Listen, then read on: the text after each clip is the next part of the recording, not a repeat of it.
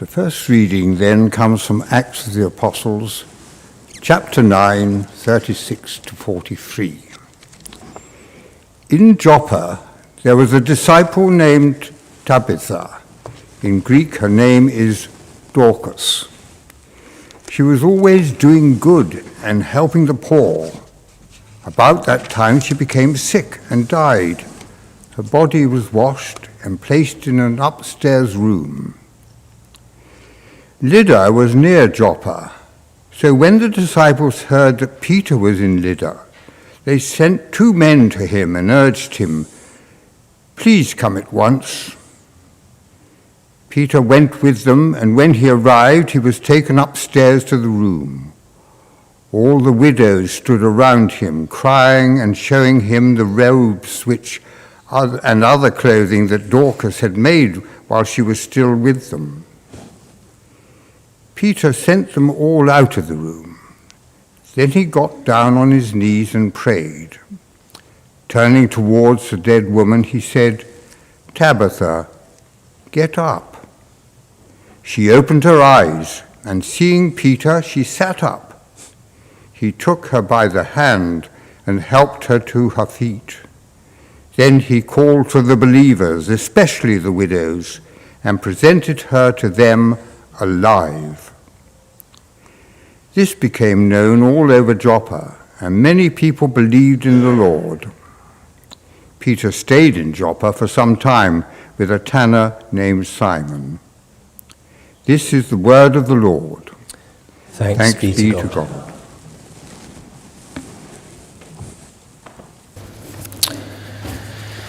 And as that fanfare might remind us, we're in Easter season, as Nick told us at the start of our service. A season of joy, a season of celebration, and particularly from that reading in Acts chapter 9, that first reading that John read for us, a season where we, I think, are supposed to consider the power of the resurrection as it works itself out in the life of the church, in our ordinary day-to-day lives. And I wonder, as you heard that reading from Acts 9, I wonder where you thought the power of Jesus' resurrection was at work in Tabitha, in Dorcas' life.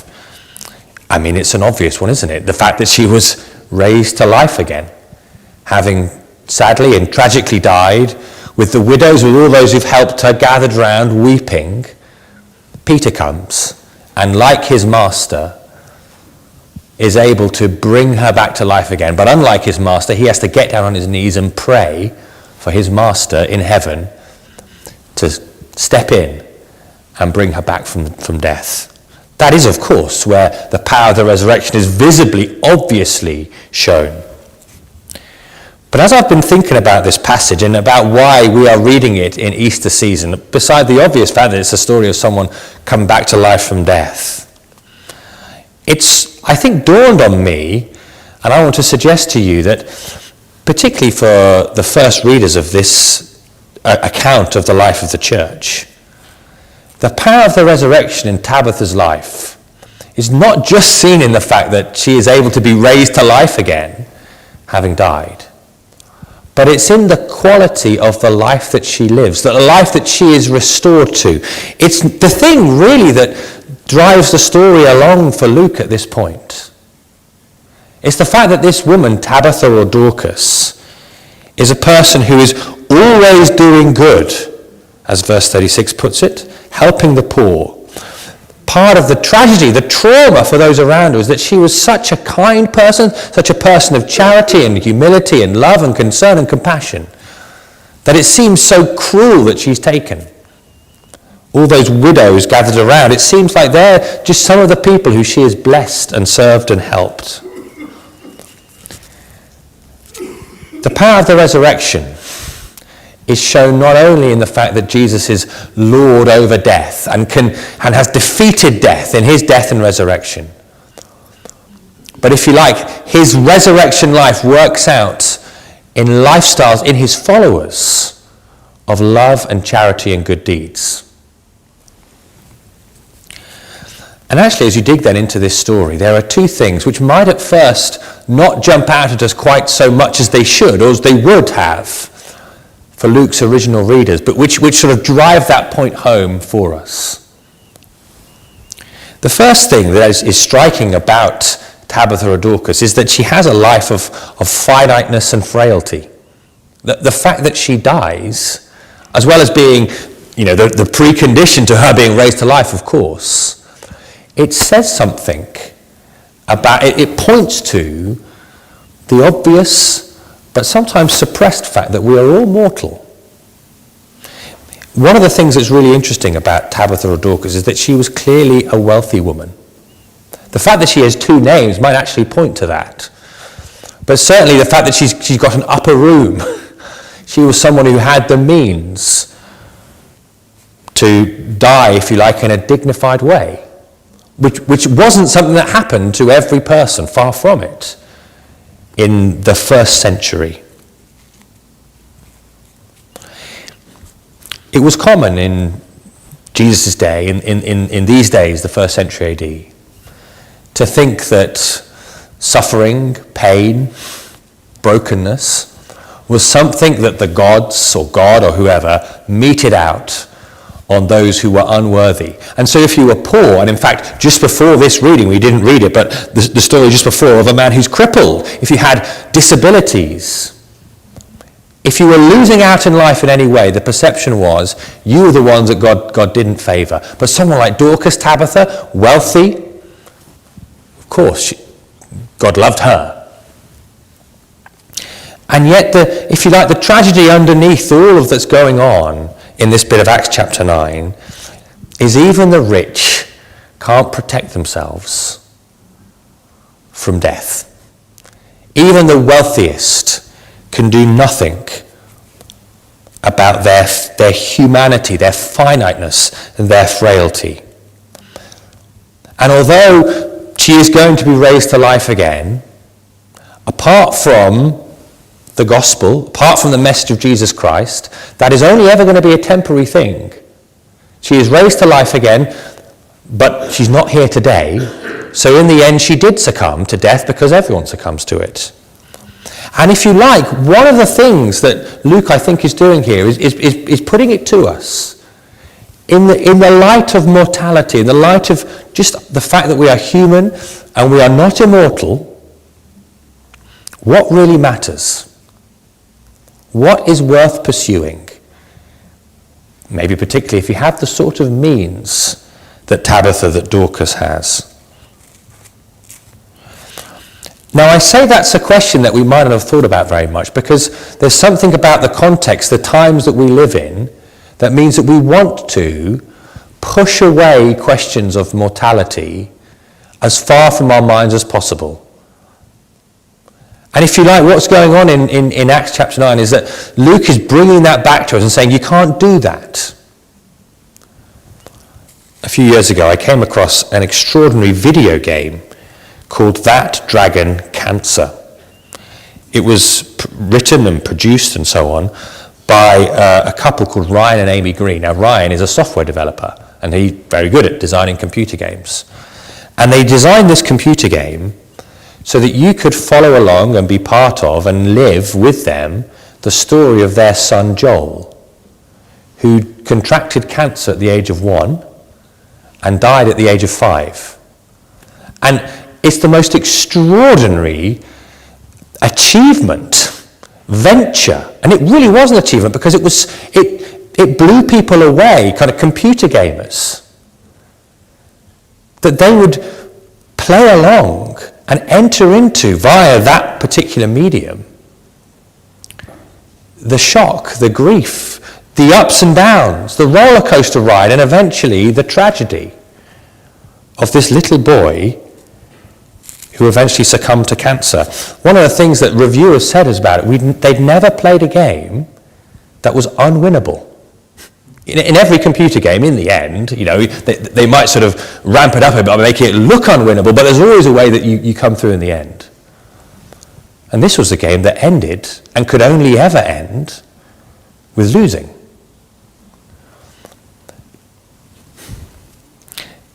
That's the sort of dynamic, I think, of Acts chapter 9.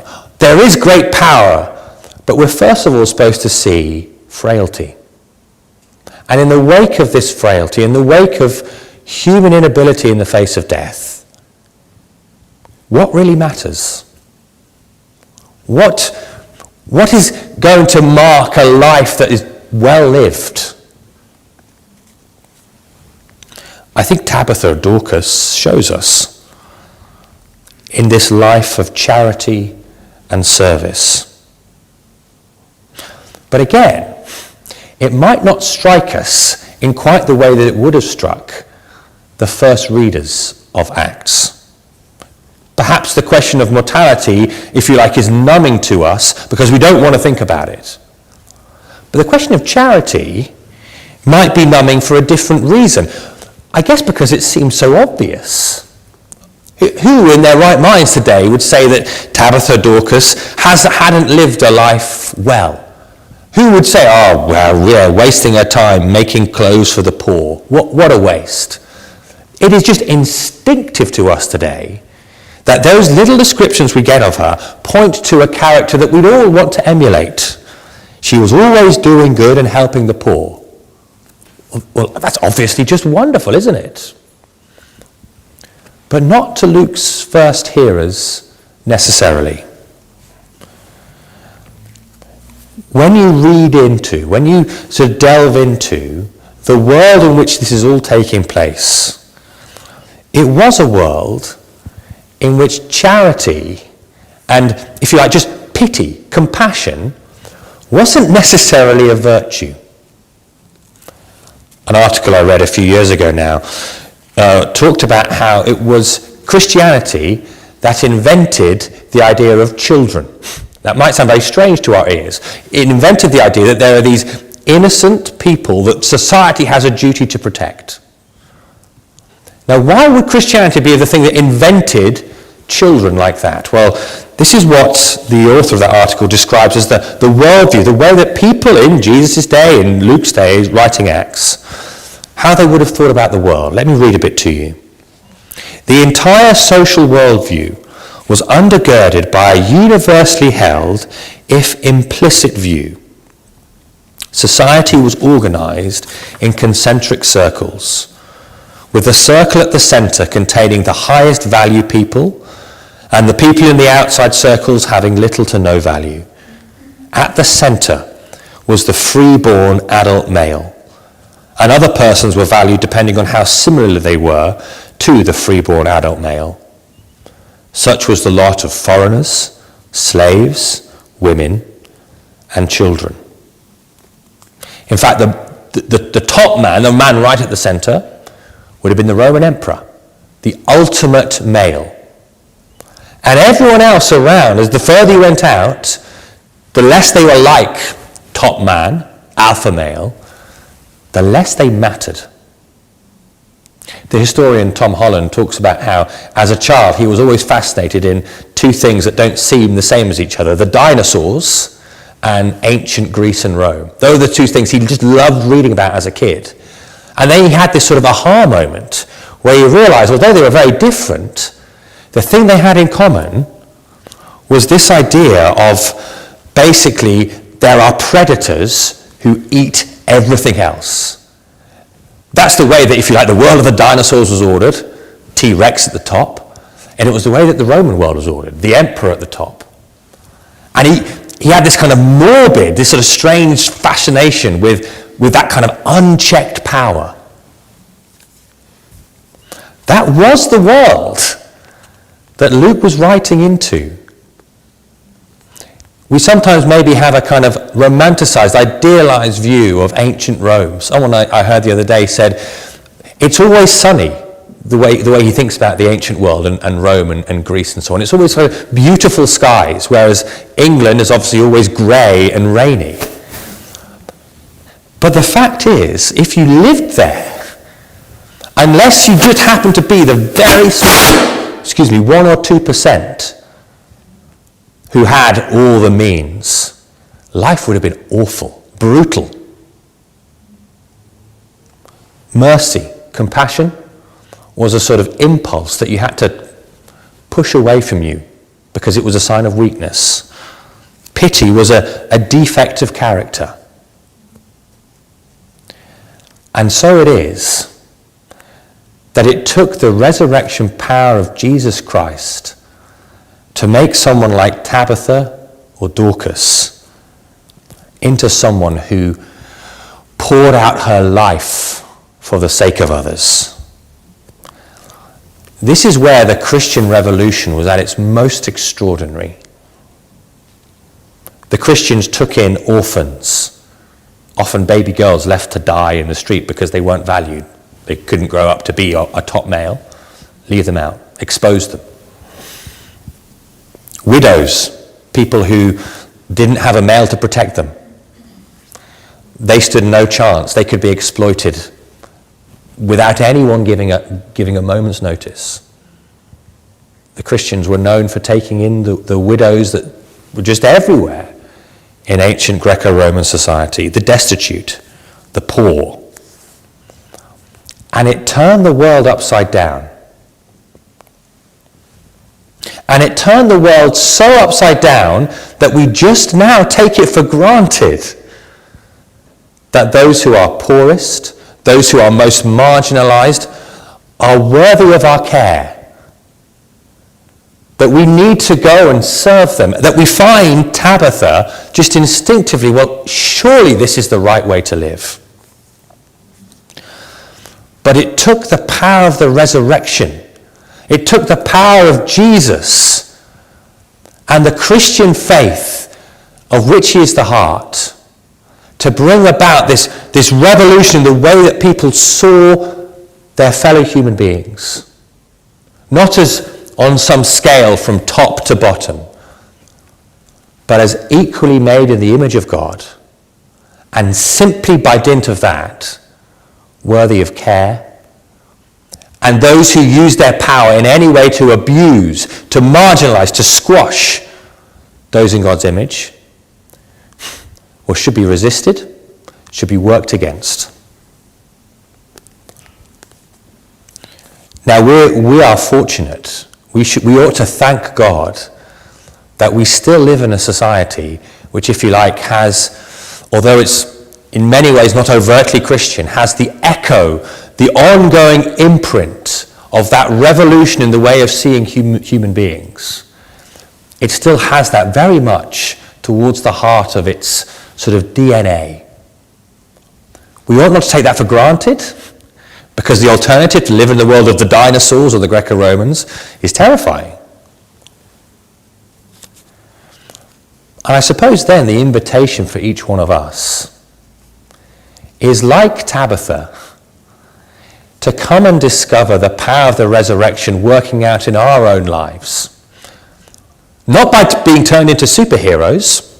We'll still all each in our own way be finite and frail like her. But in the short lives that God gives us, to use them in worship of him and in receiving and then sending out the love of Jesus Christ in the power of the Holy Spirit, power to make us servants like her.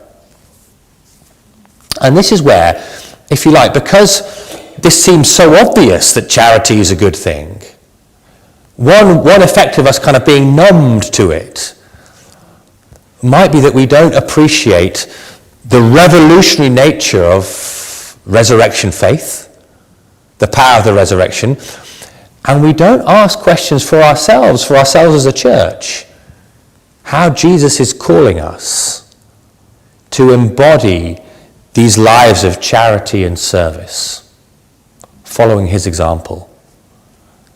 As I've just been reflecting on this little snapshot of Dorcas's life, it's raised all sorts of questions for me, with the privileges I've had, with the wealth that I enjoy, even as a minister of religion, with all the opportunities that God gives us to serve those around us. Am I just numb to them? Am I just sort of taking them for granted? The Christian faith has the deepest answer to the most vexing questions that any human being faces. It has an answer to our mortality. It speaks hope and life in the face of hopelessness and death itself. Dorcas is raised to life again. The widow's tears, at least for a while, are stopped as they see her with joy. And that, if you like, is just a little foretaste of the complete restoration of all things that Jesus is going to bring about. And in the meantime then, as we wait for that restoration, will we, if you like, come to church to be filled up and reminded and refreshed with the depth of his love for us and the real achievement of his death and resurrection, so that as we come and eat and drink and feed on Christ, we then go out to love and serve in his name. I wonder what it would look like for you to follow in the footsteps of Dorcas, Tabitha, this week. I wonder what it would look like for us as a church to take this call to charity, not as some, oh yeah, we all know that's a good thing, but to take it seriously as the, if you like, the life that God has called us to. Whether it's a long one, whether it's cut short, whether miraculously it seems to be cut short, then keeps going on again, as happens for her. But as we feed on Jesus Christ, well, the invitation, I think, is to be transformed, to share in life and lip the wonderful, wonderful hope that we have in Jesus. Let's reflect and pray about those things in silence for ourselves, and then Nick will come and lead us on in the rest of our service.